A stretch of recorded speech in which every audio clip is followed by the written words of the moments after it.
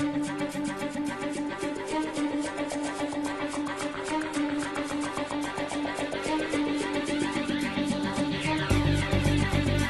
everyone, this is Yoda from Team Evil Geniuses, bringing you this video with Nerdstomper.com.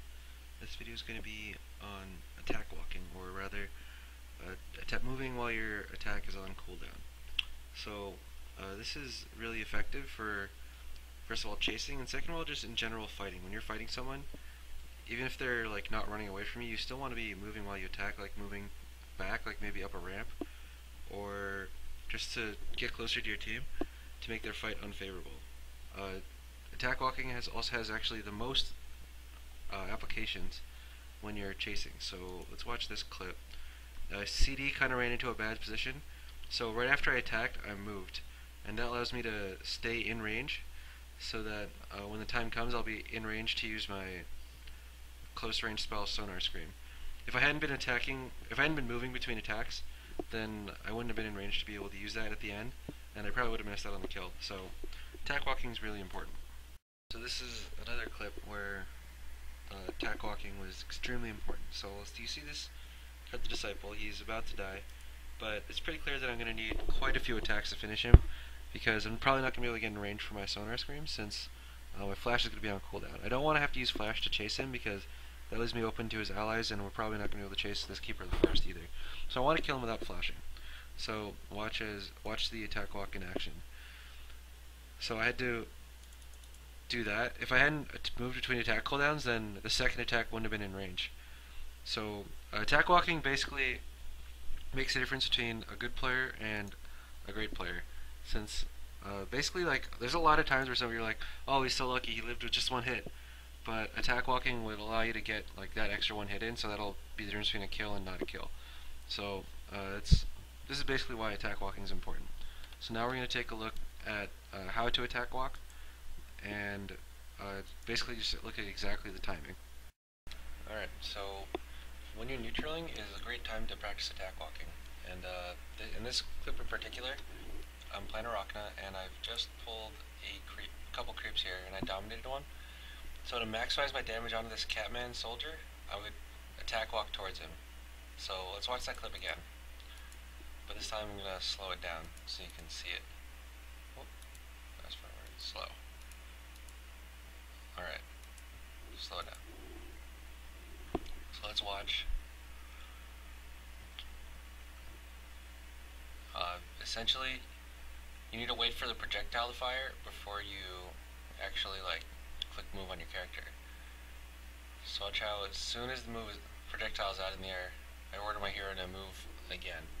So that's basically how you do it with range heroes. Once you see the projectile in the air, you would click your hero to move. With melee heroes, it's a lot different. You need to wait for there to actually be a sound. Every melee hero, when they attack, gets a sound. So you need to wait for the sound before you start moving. It's basically how you do it. Once again, attack walking extremely important. There you saw, while this Catman soldier was running back to his spawn point, I got like 2 or 3 extra hits on him because I was attack walking. Neutraling, as I said, is a great time to practice attack walking, since it's not really that important if you mess up, because all that's going to happen is you miss a hit, and the neutral, it's going to take you 1 second longer to kill the neutral. But it's valuable practice. It's going to make you a better player. One other thing that you can do is like there you can get a small edge when you're neutraling by attack walking, and also at the end of the camp you can what I'm going to do at the end of this camp is I'm going to attack and then start moving towards this way, because this is where I'm going to go when I'm done with the neutral camp.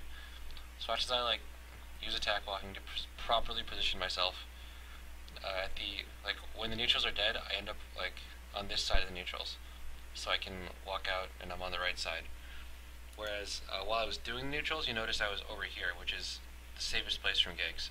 So basically, you can just use attack walking to, since you're just attacking, you're still attacking the neutrals every time your cooldown is up.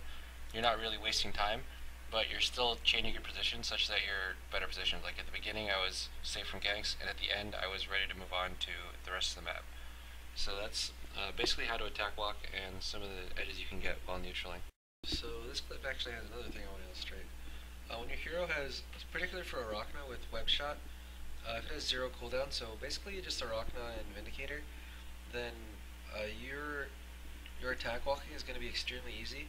A lot of people still call attack walking orb walking, and this is why. Because uh, attack walking was first invented when people started using their orbs, like Web Shot, or in Dota it was called Viper's Poison Shot, or Drow Ranger's Frost Arrow. People started using this and they would walk while attacking, using this because it was so easy. Basically, you don't have to time or wait for your projectile to fire if you have an orb. All you have to do is click it and just right click as soon as possible, and your hero's gonna shoot the orb and move. It's not You don't have to wait for the projectile. Whereas if you previously, if you didn't wait for projectile fire, then you would just move without firing a projectile. So that's the advantage of orb walking here.